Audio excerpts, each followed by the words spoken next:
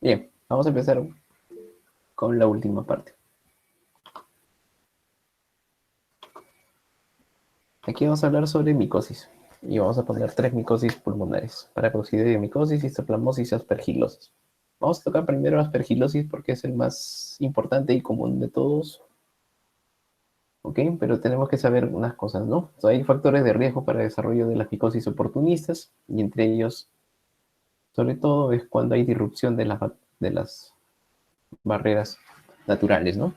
Cuando hay una lesión en vías venosas, heridas quirúrgicas, intubación prolongada, cuando hay neutropenia, o sea, estados de inmunosupresión asociados a neoplasias, por ejemplo, asociadas a trasplantes de órganos sólidos, a infecciones como por ejemplo la infección con VIH, especialmente cuando tenemos el linfocitos CD4 menor de 200, asociados a diferentes neumopatías crónicas, asociados a enfermedades de colágeno, ¿no? Que también van a inmunosuprimir, o cuando el paciente está bajo efecto de inmunosupresores, ¿no? Sean tipo corticoides u otros, ¿no? Como antifactor de necrosis tumoral o etcétera, o biológicos.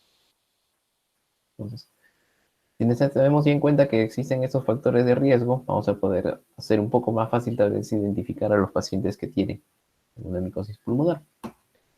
La primera, como le mencionaba, vamos a tocar es la aspergilosis, ¿ok?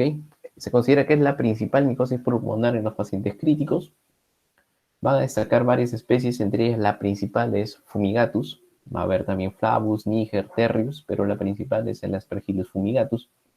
Se va a adquirir por inhalación de las conidias, pero la actividad de los macrófagos alveolares y los neutrófilos van a hasta erradicarlas cuando nuestro sistema inmune es competente, excepto cuando la inhalación es excesiva, ¿no? Por ejemplo, en casos de desastres, ¿no?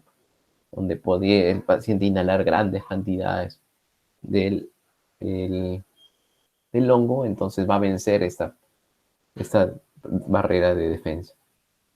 Las formas clínicas pulmonares van a ser 3: la aspergilosis pulmonar invasiva, la aspergilosis crónica y el aspergiloma. Entenderán que de acuerdo al estado de inmunosupresión vamos a tener diferentes tipos de características, ¿no? Cuando el paciente está gravemente inmunosuprimido, hay una gran neutropenia, se va a asociar a los cuadros invasivos. Entonces, y los estados de inmunosupresión moderados, ¿no? O que duran poco tiempo, van a favorecer, por ejemplo, la formación de aspergilomas.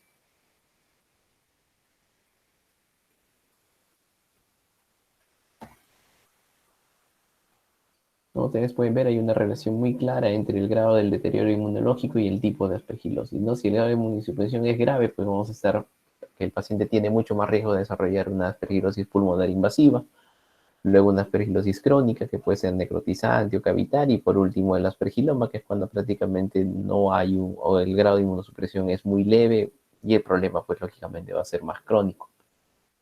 La aspergilosis pulmonar invasiva es la forma más grave y hay que considerar que tiene una mortalidad de aproximadamente el 50%. Se va a producir por proliferación masiva del aspergillus, con invasión tisular, elevado tropismo vascular, que va a favorecer el fenómeno de isquemia y diseminación. Factores de riesgo mayores: la neutropenia, pacientes que han sido trasplantados, tanto órganos sólidos, principalmente pulmón y cardíaco, como trasplantes también hematopoyéticos. Otros factores intermedios son cuando el paciente lo tenemos en unidad de cuidados intensivos, cuando el paciente tiene una enfermedad crónica pulmonar como la EPOC y recibe corticoides crónicamente, cuando el paciente está bajo quimioterapia, radioterapia, o en pacientes que están en estadio SIDA. Las manifestaciones clínicas principales van a ser tos, expectoración, hemoptisis, que puede ser leve, disnea, dolor torácico. Patrones radiológicos no son muy característicos, excepto la presencia de nódulos, pero en la tomografía sí. La tomografía nos va a dar unos signos muy característicos, sobre todo áreas de vidrio de lustrado con nódulos y lesiones cavitadas. Y estas lesiones nodulares pueden presentar hemorragia perinodular, dando un aspecto típico del signo del halo, que ahora les voy a mostrar cuál es. El signo de halo es muy característico de la aspergilosis pulmonar invasiva. Ahora, una vez que sigue la evolución de esta enfermedad, ¿no? Se va a producir necrosis periférica y cavitación. Y vamos a ver el signo del menisco aéreo, o necrosis y atenuación central con el signo del halo inverso. Como les mencionaba, vamos a distinguir estos 3 signos tomográficos, que es importante para que ustedes Recuerden, ¿no? ¿Qué va a pasar si nosotros tenemos la imagen nodular, que es el lugar donde se está afectando es la afectación pulmonar por el aspergillus y como les mencionaba hay una área hemorrágica perilesional. La parte más oscura, más hiperdensa es el nódulo, ¿sí? Y alrededor de él van a ver un área que parece medio como borroneada, es el signo, eso se le conoce como vidrio delustrado. Esa área de vidrio delustrado alrededor de la imagen más hiperdensa, la imagen nodular, se le va a llamar el signo del halo. Es como si hubiera un halo perfectamente delimitado alrededor del nódulo. Es muy característico de la aspergilosis invasiva, cuando hay una hemorragia, como les mencionaba, alrededor de la afectación por el hongo. El signo del menisco aéreo es cuando ya esta lesión se está cavitando, ¿sí? Y empieza a haber un nivel aéreo. Entonces van a ver como un pequeño menisco, una pequeña uña, llamémoslo así, ¿no? En la parte superior de esa región nodular. Ese se llama el signo del menisco aéreo, que también lo van a ver ustedes muy frecuentemente cuando vemos aspergilomas, en mayor o menor tamaño. Y el signo del halo invertido. Si se acuerdan del primer signo, el signo del halo era una imagen muy hiperdensa con un área de vidrio delustrado alrededor. Acá no. Acá hay una imagen cavitaria y dentro de la imagen cavitaria van a ver ese vidrio delustrado, esa imagen medio borrosa, ¿no? Dentro del halo, dentro de la lesión cavitaria. Ese es el signo del halo inverso. Si bien es cierto, estos tres signos lo pueden encontrar también en otras enfermedades, ¿no? Pero es muy característico de verlos tomográficamente en la aspergilosis pulmonar invasiva. ¿Cómo hacemos el diagnóstico?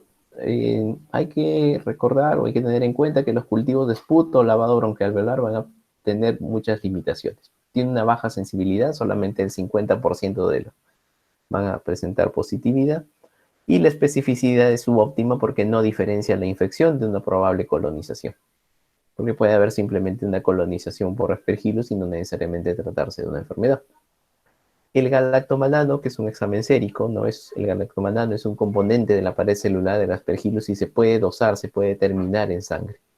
Cuando nosotros dosamos o determinamos el galactomanano, este sí tiene una sensibilidad del 71% y la especificidad casi llega al 90%. Entonces es un examen mucho más confiable para el diagnóstico de aspergilosis pulmonar invasiva. ¿Cuál es el tratamiento? Como ustedes entenderán, es una enfermedad que está asociada a grados de inmunosupresión, es una enfermedad que afecta a pacientes que están inmunosuprimidos, a pacientes que están severamente comprometidos. Entonces, cualquier retraso en el tratamiento terapéutico va a estar asociado a una mayor mortalidad. El antifúngico de elección va a ser el voriconazol. Sin embargo, también la anfotericina B se considera como una alternativa. La duración del tratamiento es mínimo 12 semanas, pero debe ser individualizada en función a la resolución de las lesiones y la estabilización prolongada también de estas. Puede prolongarse por meses, por más de 3 meses, que es lo mínimo que debe tratarse. Y la cirugía se va a reservar para debridamiento de las zonas necróticas superficiales e invasión de pericardio y grandes vasos por contigüidad. Si nosotros tenemos esas lesiones, como ven, ¿no? Y dejar lesiones cavitarias o lesiones que van a estar muy cerca al pericardio, a la zona del mediastino, ¿no? A veces pueden llevar a complicaciones secundarias, entonces sería ideal que vayan a una resección quirúrgica. También pueden dejar lesiones cavitarias muy grandes, ¿no? Entonces, y esas lesiones cavitarias o se pueden reinfectar o recolonizar por un hongo o infectarse por otro microorganismo y traer complicaciones. Por eso que también se plantea como parte del tratamiento el tratamiento quirúrgico. Eso es con respecto a la aspergilosis pulmonar invasiva. Con respecto a la aspergiloma o bola fúngica, esta bola fúngica va a estar compuesta por hifas, por fibrina, por moco y detritos celulares, ¿no? Que se van a desarrollar dentro de una cavidad ya preformada. Y esta cavidad preformada sobre todo está en asociación a tuberculosis, puede estar en asociación a absceso pulmonar, puede estar en asociación a una neoplasia, etc. Por lo general este es asintomático o puede provocar un poco de tos, pero ya también es muy frecuente que el paciente curse con hemoptisis, leve, moderada y muy ocasionalmente en otitis grave. La tomografía se va a ver por lo general una lesión única o aislada y en el tiempo no va a haber mayores cambios, no es como una aspergilosis invasiva, ¿no? Que va evolucionando en el tiempo, no. este aspergiloma se va ya a formar sobre una lesión ya antigua. Los cultivos de muestras respiratorias y anticuerpos suelen ser positivos. El tratamiento de elección aquí no sirve, como en el anterior, antifúngicos, hay que hacer resección quirúrgica. Y solamente los antifúngicos orales o intralesionales no han demostrado ninguna eficacia. Básicamente el tratamiento es quirúrgico. Y se podría dar estos antifúngicos orales o intralesionales solamente en los casos que son sintomáticos, por ejemplo, paciente que presente hemoptisis recurrente, pero que ya no puede ser operado por su grado de condición clínica. Este es un caso característico de un paciente que ha tenido tuberculosis pulmonar. Uno ve en la radiografía, se ve una lesión cavitaria y parece que hubiera un contenido adentro. Y cuando le tomamos una tomografía, eso se define mucho mejor, ¿no? Una lesión cavitaria con una imagen hiperdensa en su interior, ¿no? Que demuestre el crecimiento de un aspergiloma o una bola fúngica. El tratamiento acá, como les mencionaba, es quirúrgico. Y por último, la aspergilosis crónica. La aspergilosis crónica se va a producir por crecimiento fúngico local a predominio de los lóbulos superiores. Y es muy raro, a diferencia de la aspergilosis invasiva, que haya una diseminación. Hay un principal factor de riesgo que es la presencia de una enfermedad pulmonar crónica que genere un grado de inmunosupresión local, ¿no? Ustedes recordarán que es, no sé si han tenido clase de neumonía ya, pero hay factores que determinan, ¿no? Por ejemplo, la colonización de determinados microorganismos cuando el paciente tiene una neumonía crónica, ¿no? El paciente tiene una EPOC, el paciente tiene un asma, entonces pues es propenso también a algunas infecciones, ¿no? Cuando el paciente tiene corticoterapia crónica, etc. Cuando el paciente, en este caso, tiene una enfermedad pulmonar crónica, ¿no? Como tuberculosis o secuela de tuberculosis, asma, EPOC con corticoterapia, neoplasia pulmonar, frecuente, es frecuente encontrar algunos casos de aspergilosis crónica, mientras más inmunosuprimido esté. Se va a subdividir de tres formas: una aspergilosis crónica cavitaria, una aspergilosis crónica necrosante o necrotizante y la fibrosante. La cavitaria, como su nombre lo dice, forma cavidades. Va a terminar formando cavidades, sobre todo, como mencionaba, en el predominio de lóbulos superiores. No llega a ser tan agudo ni tan devastador como la aspergilosis pulmonar invasiva, que lo mencionaba al inicio. Y bueno, requiere tratamiento con antifúngicos. La necrosante o la necrotizante, en algunos casos podría verse el signo del halo, porque empieza a haber daño pulmonar, ¿no? Empieza a formar estos nódulos con hemorragia perilesional y luego forma cavidades, ¿no? Es una forma, digamos, la más agresiva de esas tres crónicas. Y la forma fibrosante que progresivamente va produciendo enfermedad intersticial, o sea, fibrosis a nivel pulmonar, en el transcurso de meses o años. Y el deterioro es muy, muy crónico. ¿Cómo hacemos el diagnóstico? Con reactantes de fase aguda, reactantes inflamatorios, como la no, proteína C reactiva, el PCR, precipitinas positivas en la mayoría, puede detectarse inmunoglobulina E frente a aspergillus, sin necesidad de que haya aspergilosis broncopulmonar alérgica. El cultivo es positivo más o menos en el 50% de casos. La rentabilidad se incrementa con PCR o detección de galactomanano en las muestras respiratorias. Acuérdense que en el primer caso era con muestra serológica, ¿no? El galactomanano sirve acá con muestra respiratoria, pero el galactomanano también podría estar elevado en sangre, pero si hacemos una correlación con el primer caso, especialmente en las formas necrotizantes, ¿no? Donde afecta más el pulmón de las tres que les mencionaba. De las formas crónicas, la forma necrotizante, digamos, vendría a ser la más agresiva, y en ella sí nos puede beneficiar el dosaje de galactomanano en vía sérica. ¿Cuál es el tratamiento? Itraconazol o voriconazol entre 6 a 8 meses, pero incluso puede prolongarse más. Incluso en algunos casos ha habido de manera indefinida por alto riesgo de recurrencia. Hay alternativas como el posaconazol o anfotericina B en estados muy graves.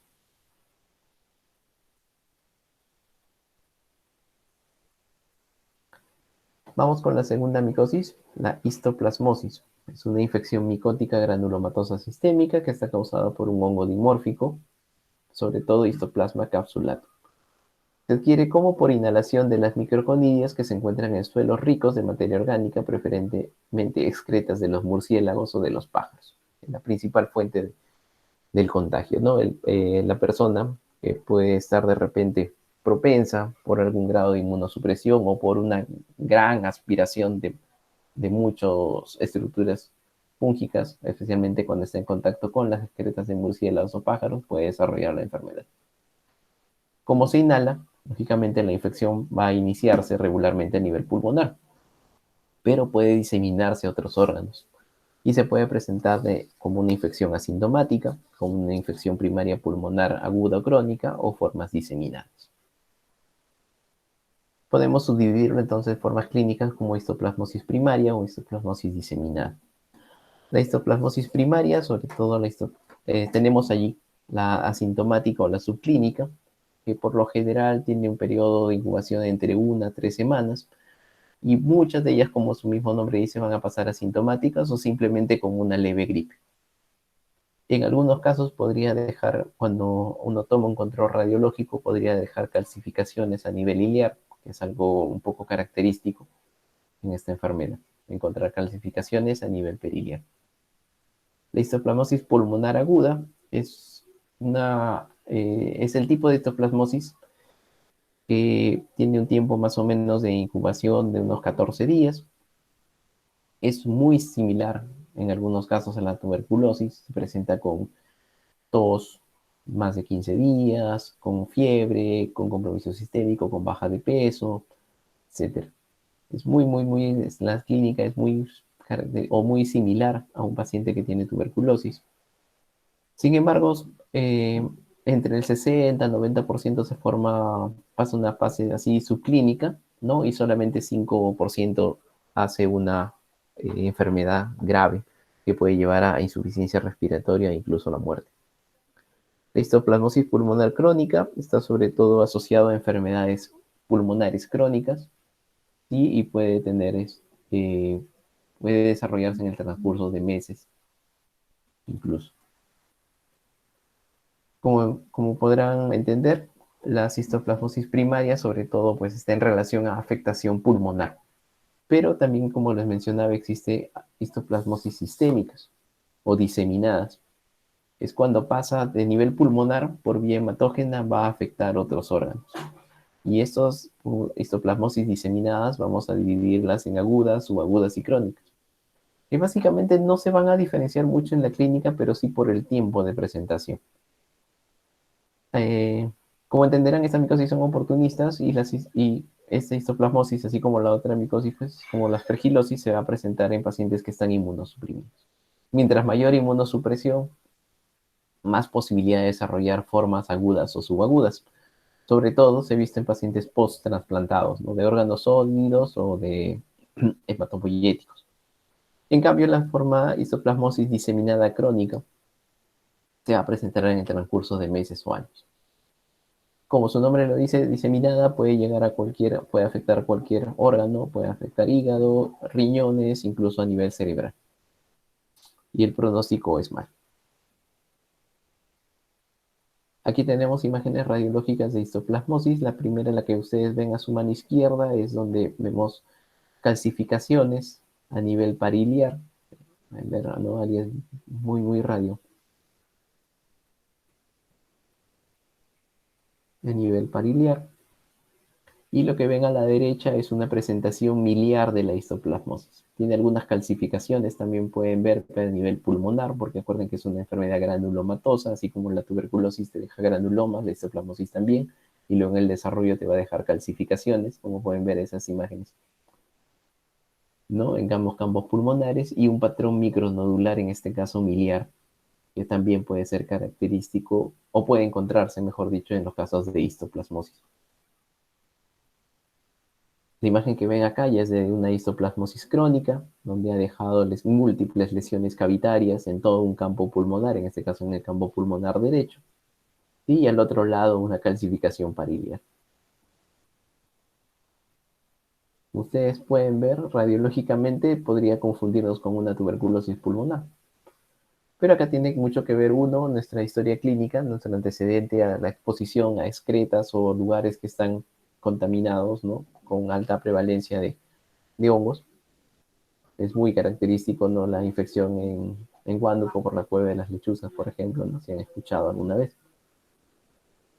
El cultivo, cómo se hace, a través, el diagnóstico, perdón, cómo se hace a través de cultivos, sin embargo, toma demasiado tiempo, ¿no? Entonces no es bueno hacerlo, pero no es recomendable esperar el resultado del cultivo, ya que toma demasiado tiempo hasta obtener la respuesta a y el tratamiento se va a atrasar. Más rápido es la detección de antígenos por vía sangre y, bueno, exámenes serológicos, que son mucho más rápidos. Y esta es la imagen que nosotros podemos ver al microscopio de histoplasma capsular. ¿Cuál es el tratamiento? Existen diferentes pautas de tratamiento de acuerdo a qué nos enfrentamos, ¿no? Por ejemplo, para histoplasmosis leve, podemos darle simplemente itraconazol bioral 2 veces al día por el transcurso de 12 semanas.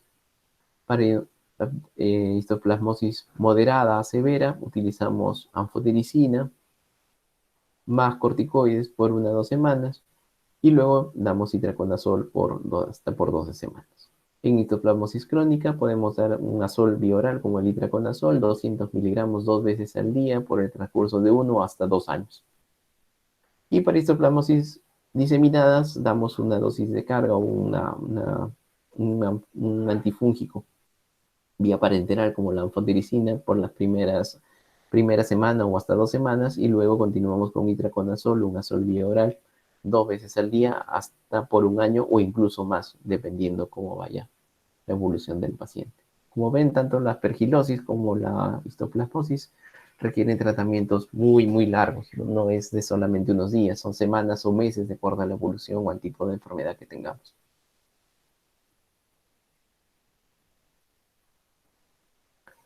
Y el tercero que nos mandaron a hablar de esta charla es el paracoxidoiomicosis. La paracoxidomicosis o la blastomicosis sudamericana es una micosis también granulomatosa, se considera una micosis sistémica, que por lo general es de curso agudo, subagudo, perdón, o crónico. Excepcionalmente es muy raro que haya una evolución aguda y es causada por el hongo dimórfico Paracoxidoides brasilensis. Se caracteriza por afectar cualquier órgano, sobre todo pulmones, de donde se disemina hacia los ganglios linfáticos, va a afectar la piel, mucosa, sobre todo orofaringia nasal y diversos órganos internos. Y no hay una tendencia a curación espontánea, sí o sí necesita un tratamiento. Como decía, ¿no? La afectación es pulmonar, entonces la penetración de las esporas va a ser por inhalación. Esta inhalación va a generar una inflamación o una infección primaria pulmonar que se caracteriza por una gran reacción inflamatoria aguda y posteriormente va a pasar hacia los ganglios linfáticos regionales, produciendo un complejo linfático pulmonar primario, así como imagínense como el que podría dar en un inicio la tuberculosis, ¿no? En primera infección. La primera infección por la paracoxidomicosis se presenta de forma silenciosa o asintomática incluso, y debe depender del estado inmunológico. Posterior a eso se va a diseminar a piel, a mucosas, a ganglios linfáticos, pero también puede haber afectación visceral. Se pueden afectar vaso, hígado, intestinos, suprarrenales, etc. Hay factores que van a establecer la enfermedad, como el tamaño del inóculo, la cantidad de la inoculación que vamos a tener, la virulencia del hongo y la temperatura ambiental. ¿Cuáles son las manifestaciones clínicas? La forma juvenil, aguda o subaguda y la forma crónica o tipo adulto. Que básicamente la diferencia va a ser entre el grado de afectación. La forma juvenil aguda va a ser mucho más sintomática y mucho menor tiempo de evolución, se puede presentar en 1 a 2 semanas, como si fuera un cuadro, asemeja también algunas veces a un cuadro de tuberculosis pulmonar. Y ya la forma crónica va en la evolución en meses. Este es el ejemplo de imágenes radiológicas asociadas a paracoxidoiomicosis, ¿sí? Con lesiones a nivel pulmonar, infiltrados pulmonares, ¿no? Incluso es una enfermedad granulomatosa, como lo mencionaba, y deja lesiones nodulares, incluso podrías dejar también a veces calcificaciones a nivel pulmonar. Van a ver en la radiografía de su izquierda que hay crecimiento o una mayores radiopacidades en el área periliar, ¿no? En ambos lados de la silueta cardíaca, ¿no? Que está demostrando que hay afectación de los ganglios linfáticos. Y en la imagen de la derecha, bueno, ya una afectación pulmonar bilateral, incluso con lesiones cavitarias a nivel pulmonar, y el paciente pues, puede manifestar tos productiva e incluso hasta hemoptisis. Tomográficamente podemos ver la afectación pulmonar, ¿no? En áreas de vidrio de lustrado, donde muestra gran inflamación, áreas de calcificación también, puede haber asociado, ¿no? A lesiones cavitarias, como pueden ver en los otros cortes tomográficos, y calcificaciones. ¿Cuál es el diagnóstico? El examen puede hacer diagnóstico por examen directo, por tinción KOH o solución de Lugol, donde vamos a ver característicamente el timón de barco, ¿no? Que va a ser la estructura, la estructura micótica muy característica del paracoxidoideo lensis, que es esta estructura en timón de barco.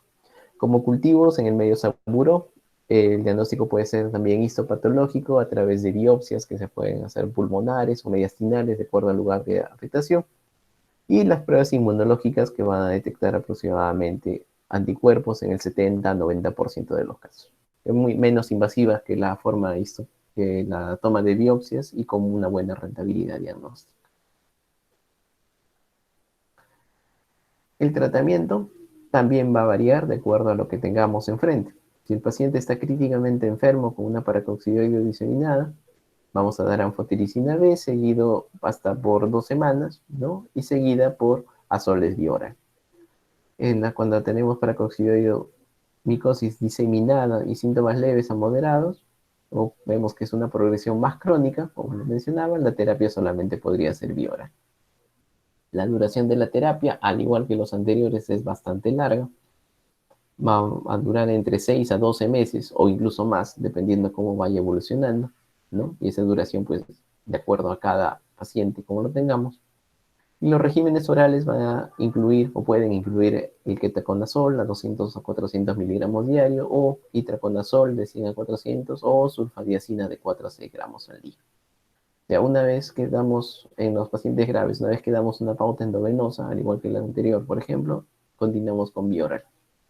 Y el tratamiento, como les mencionaba, bioral es muy prolongado, no es solamente unos días, sino va incluso hasta semanas o meses, pudiendo llegar al año o más.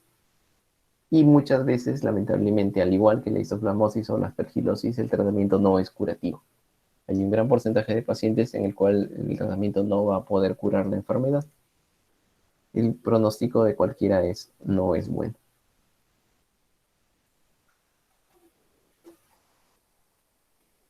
Bien, con eso terminamos la charla de micosis, como les decía que no era muy larga. ¿Tienen alguna consulta con respecto a esta charla o a las otras charlas? Sea por micrófono, sea por chat.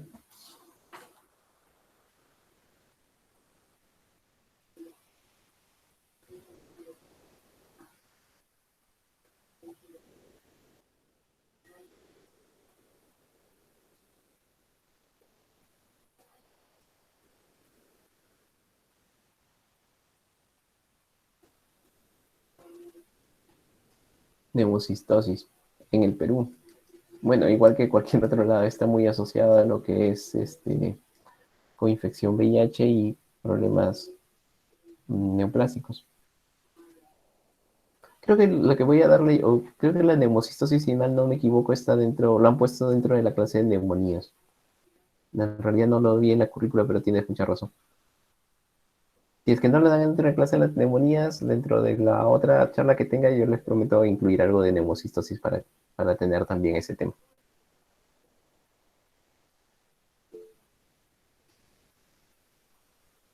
En realidad podría ser un tema aparte, porque la neumocistosis es mucho más amplia que estos dos.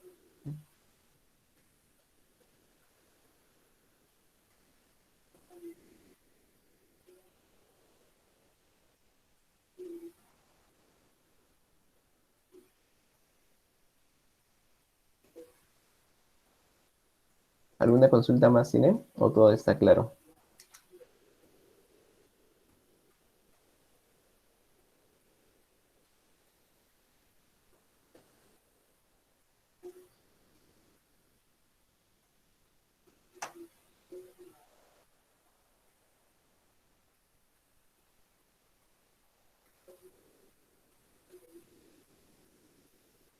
Bien, entonces creo que terminamos. Muchas gracias por todo. Que tengan un buen domingo entonces, ¿sí? Muchas gracias por su atención y nos vemos en otra oportunidad. Gracias.